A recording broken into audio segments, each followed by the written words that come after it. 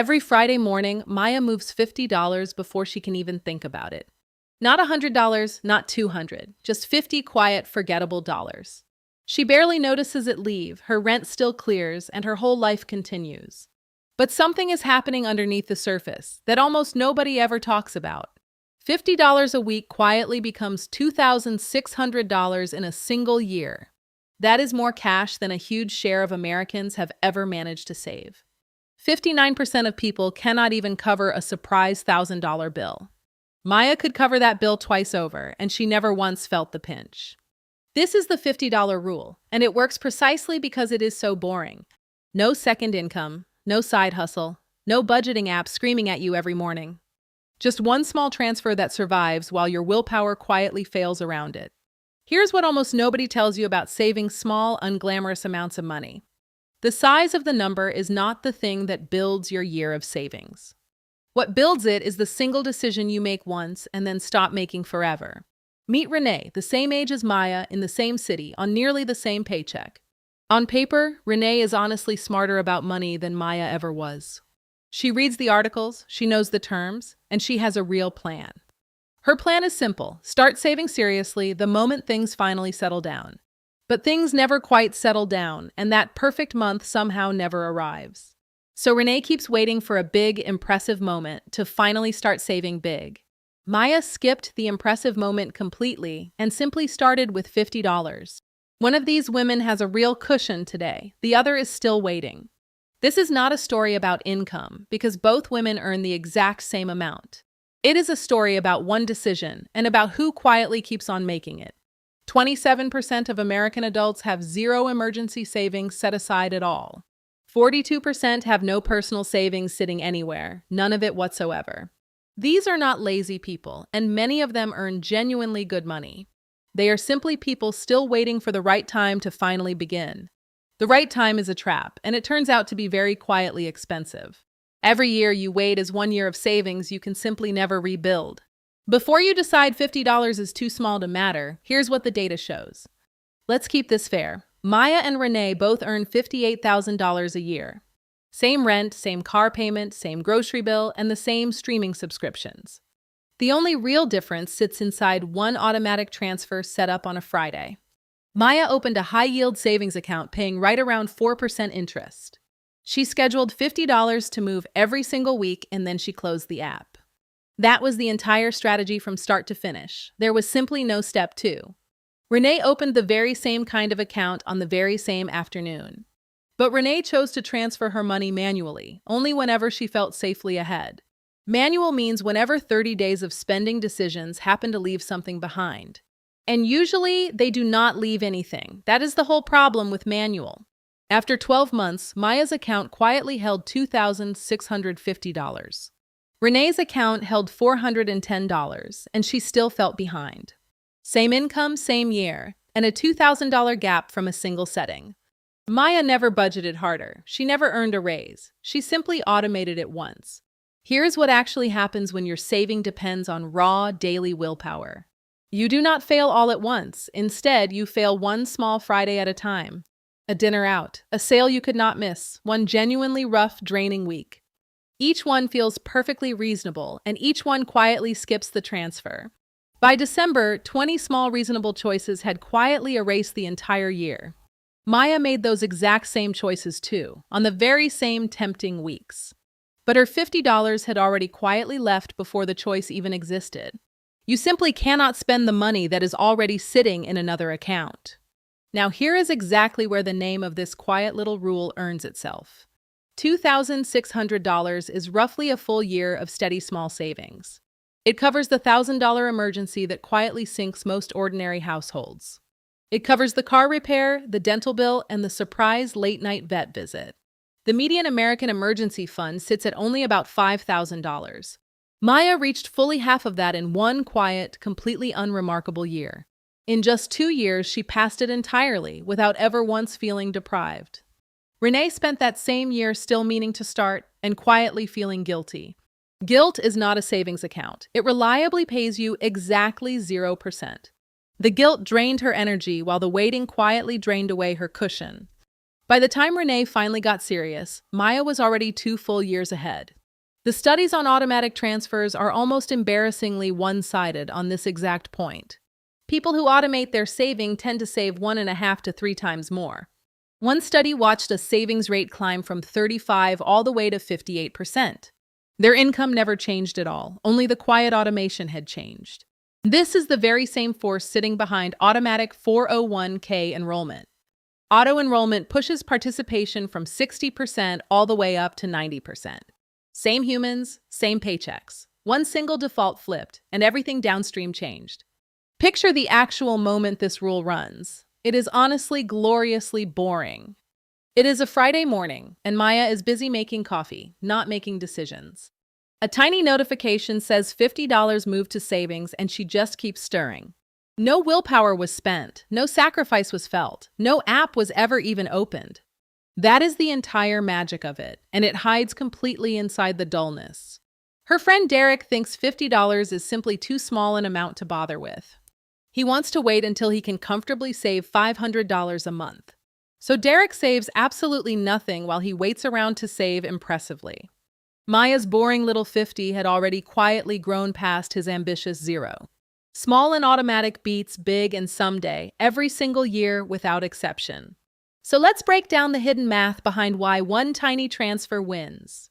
Most people believe saving is a math problem they can simply budget their way out of. But saving is not really a math problem, it is a behavior problem in disguise. A budget asks your willpower to win a small argument every single day.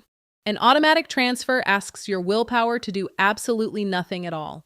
Saving $500 on the 1st is identical to saving it on the 30th. But the end-of-month version has to survive 30 full days of spending. And on most months, honestly, that money simply does not survive the trip. Move it first, and the money never has to fight that losing battle. Pay yourself first is the oldest trick in personal finance for one reason. It never asks your discipline to actually do a single difficult thing. Renee's whole plan, by contrast, depended on being disciplined 52 times a year. Maya's plan depended on being disciplined exactly one single time, ever. One plan fights human nature, the other one quietly hires human nature. That single difference is worth thousands of dollars, and it costs you nothing. Here is a small timing trick that quietly doubles how reliably this works. Schedule the transfer for the same day the money actually lands in your account. If you are paid on Friday, then Friday is when your 50 should move. The money leaves before your brain has even registered that it arrived. Most people do the exact opposite, and it quietly sabotages the whole thing. They wait until the end of the month to save whatever happens to be left. But whatever is left is a number set entirely by your leftover impulses. Save first, and the amount is decided by you, calmly, in advance. Save last, and the amount is decided by your worst, most tired evenings. The Friday trick simply removes your future, weaker self from the decision entirely. Now let's talk about why the exact number 50 is doing quiet, clever work. $50 a week sits just below most people's pain threshold for spending. It is small enough that your lifestyle does not visibly change at all. But it is large enough that a full year of it genuinely matters. That is the narrow sweet spot, invisible each week, undeniable each year. Try to start at $500 a month and your brain immediately panics. That big number feels like a real sacrifice, so your brain quietly refuses. $50 never trips that alarm, so the habit is allowed to survive. You can always raise the number later, once the automatic habit is fully rooted. But you cannot raise a habit that never actually got started in the first place. Most people fail at saving because they start far too big, then quit. Maya succeeded because she started almost embarrassingly small, and then never quit. So, where exactly should that $50 go to quietly do its best work? The worst place is a regular checking account, sitting right next to your spending. Money you can see and reach too easily is money you will eventually spend. The simple fix is a separate high-yield savings account at a different bank. A little distance creates just enough friction to protect the money from you. And right now, the best of these accounts pay somewhere around 4%. That 4% means your money is quietly earning while you sleep at night. A big bank checking account, by comparison, often pays you basically nothing. Same $50, same effort, but one version actually grows on its own. Set the transfer to land in that separate account and then forget it exists. Once the habit is rooted, there is a quiet way to grow it painlessly. Every time you get a raise, quietly raise your transfer by $5. You never see that extra 5 because it was never in your budget yet. This is called saving your raises, and it is brutally effective over time. Your lifestyle stays flat, but your savings rate quietly climbs every year. Maya started at 50, and within 3 years, she was saving 90 a week. She never once felt that climb because each step was almost invisible. Most people do the reverse and let every raise vanish into lifestyle creep. Lifestyle creep is the quiet reason high earners still end up broke. The escalator simply lets your savings, not your spending, absorb every raise. Now let's run the numbers on what happens if you never stop this habit. In a savings account at 4%, 5 years of 50 becomes $14,000. 10 years turns into almost $32,000 from simple $50 Fridays. You deposited $26,000 of that, and the account handed you $6,000 free. That $6,000 is interest quietly doing the work that you never did. But now watch what happens if you invest that same 50 instead of saving it. At around 7%, 30 years of 50 a week becomes something wild. $265,000, built entirely from $50 Fridays. You would have deposited only $78,000 of your own dollars. Everything above that is compounding, quietly stacking gains on top of gains. The same tiny habit builds a cushion, then a fund, then real freedom. Nothing changed about the effort, only the number of years was allowed to grow. This is the part Renee's someday plan can never, ever catch back up to. Because compounding does not reward the biggest saver, it rewards the earliest one. Now let's talk about the traps that quietly kill this rule before it works. The first trap is raiding your savings for things that are not real emergencies. A sale is not an emergency. A vacation is not an emergency either. Every raid resets the compounding clock back toward the very beginning again. The second trap is the all-or-nothing mindset that ends the streak entirely. If a tight week comes, do not cancel the whole thing in frustration. Just save a smaller amount that week and keep the fragile streak alive. Behavioral research shows most people quit these challenges before week 30 hits. They quit not because the money got hard, but because the streak got broken. Consistency, not perfection, is the entire quiet engine behind this rule. The third trap is keeping the money somewhere you can see and reach it. Out of sight really is out of mind, and here that is a feature. Automate the money, hide the money, and simply let the quiet years pass. Now here is what actually happens inside your brain when you try to save. Your brain values $1 today far more than $1 many years away. Economists call this present bias, and it quietly wrecks most savings plans. Your future self feels like a total stranger, so you keep robbing them. Willpower tries to argue with this bias, and willpower almost always loses. Automation does something clever. It simply refuses to hold the argument at all. The transfer happens before your present self ever gets a vote on it. You are not fighting your brain anymore. You have quietly gone around it. That is why disciplined people and undisciplined people get the same result here. The system does the work, so your personality stops being the deciding factor. Here is what this quietly feels like from the inside, month after month. For a long time, honestly, it feels like almost nothing is happening. The weekly number is too small to feel exciting or impressive to anyone. There is no dopamine hit, no big milestone, no reason to post about it. And that boredom is exactly why it survives when flashier plans collapse. Then one day you check the balance, and the number genuinely surprises you. All those forgettable Fridays quietly stacked into a number that finally matters. You did not feel the sacrifice, and yet the result is undeniably real. This is the opposite of every crash diet you have ever tried and quit. Slow and boring is not a weakness of this plan. It is the whole point. Then, in the second year, Maya's quiet cushion finally got put to the test. Her car's transmission died, and the repair quote came to $1,900. For most households, that single bill becomes a fresh credit card balance. At 24% interest, that becomes a slow, expensive, months-long problem. But Maya simply moved the money from savings, and the crisis just evaporated.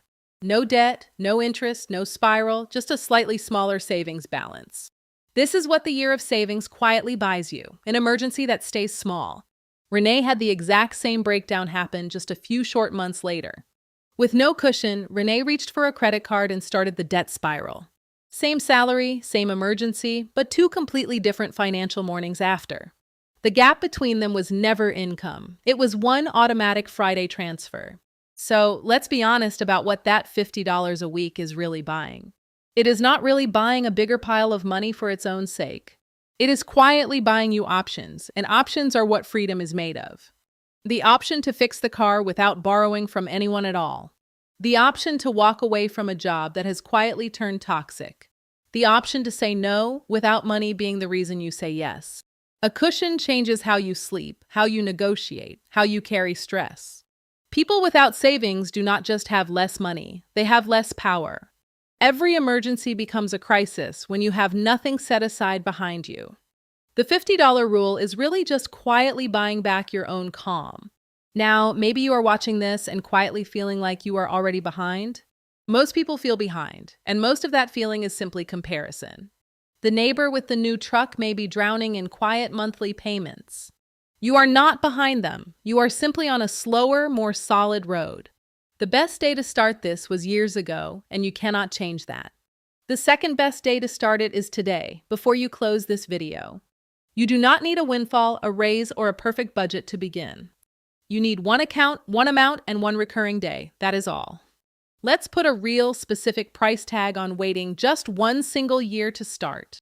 Wait 1 year, and you have simply lost that year's $2,600 forever. But the deeper cost is the decades of compounding that year would have started. A single year of 50 left alone for 30 years becomes roughly 20,000. So delaying 1 year does not cost you 2,600, it costs you 20,000. That is the brutal, quiet math of time that waiting always hides from you.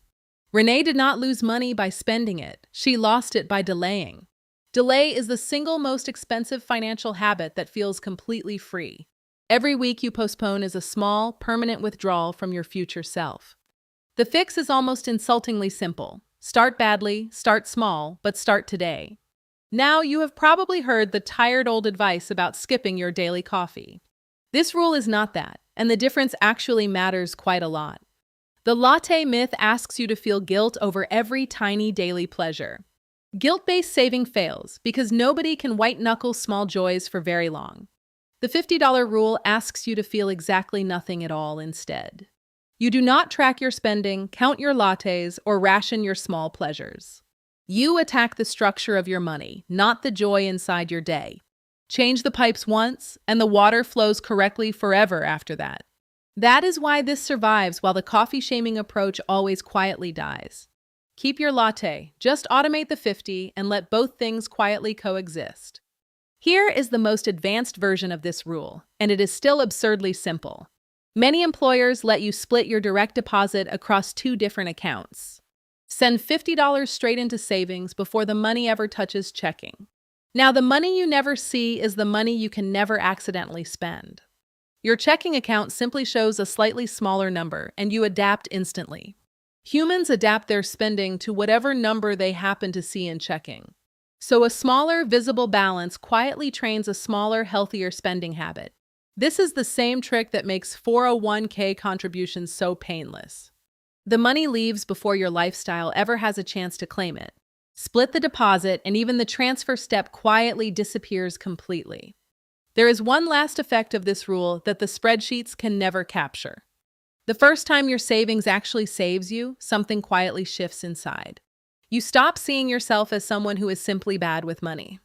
That new identity quietly makes the next good money decision far easier. Maya's $50 rule slowly grew into investing and then into a real plan. Not because she suddenly changed, but because one tiny win unlocked the next. Confidence in money is built, not born, and it is built from small proof. $50 a week is not really about the $50 at all. It is the smallest possible proof that you can, in fact, do this. And that quiet proof, repeated 52 times, changes far more than a balance. Now, maybe $50 a week honestly feels like too much for you right now. That is completely fine, because the exact number was never the real point. Start at 25 or even 10 if that is what fits your reality. $10 a week automated still quietly beats $50 saved on willpower. The habit is the asset. The amount is just a dial you turn later. And maybe for you, $50 a week actually feels far too small. If so, the exact same logic simply runs at a higher number for you. 150 a week quietly becomes nearly 8,000 in a year. The rule scales cleanly in both directions, up or down, without ever breaking. What never changes is the automation, the separation, and the quiet consistency. Find the largest number you genuinely will not miss, and then quietly automate it. Then get out of your own way and simply let the boring years work. Before we go on, let's quietly kill 3 myths that keep people from starting. The first myth is that you need a big income before saving is even worth it. But savers on modest incomes routinely outsave high earners who never automate. The second myth is that you must first pay off every debt to start saving. But a small cushion is exactly what stops new debt from ever forming. Save a little and pay debt at the same time, so emergencies stay cash. The third myth is that saving must feel hard, or it somehow does not count. But the easiest, most invisible savings plan is the one you will actually keep. Easy and boring is not cheating. Easy and boring is precisely how you win. Drop those 3 myths, and the only thing left standing is the simple action. But here is the part almost nobody in personal finance ever bothers to mention. We told you the savings account pays about 4% interest, and it does. But 4% is not actually where the real return on this money hides. The real return shows up on the day an emergency actually arrives at your door. Without a cushion, that emergency goes straight onto a credit card at 24%. With a cushion, you skip that 24% entirely, every single time. So here is the line that reframes this entire quiet little habit. Your emergency fund's real return is the 24% interest you never pay. Suddenly, a boring savings account is quietly beating almost every flashy investment out there. Because a guaranteed 24% saved beats a hoped-for 10% earned. This is why the wealthy obsess over avoiding debt, not just chasing returns. They know the fastest way to build wealth is to stop quietly leaking it. Fees, interest, and overdrafts are the quiet leaks that drain most households dry. The $50 rule quietly plugs the biggest leak before it ever opens. That is the counterintuitive truth. The safest money is quietly the highest returning money. Most people chase the 10% and quietly bleed out the 24%. Maya did the boring, unglamorous opposite and quietly came out far ahead. So let's bring this all the way back down to the one thing that matters. You do not need to be richer, smarter, or more disciplined to start this. You just need to move $50 before your brain gets a chance to spend it. Open a separate high-yield account today, while this idea is still fresh in mind. Set the transfer for your payday, pick $50, and then walk away. Then let a full, quiet year pass and simply watch what it becomes. Renee finally set hers up too, and started her own quiet year at last. It is never too late to start, but it is always too early to quit. If this made the math finally click, you belong on this channel. Subscribe to Maya Wealth and hit the notification bell to keep this going. We break down the hidden math behind the financial decisions you face every day. No hustle culture, no shame, just the quiet numbers nobody else will show you. So move the 50 today and let your calmer, wealthier self say thank you. Make the decision that matches your reality, not someone else's expensive sales pitch.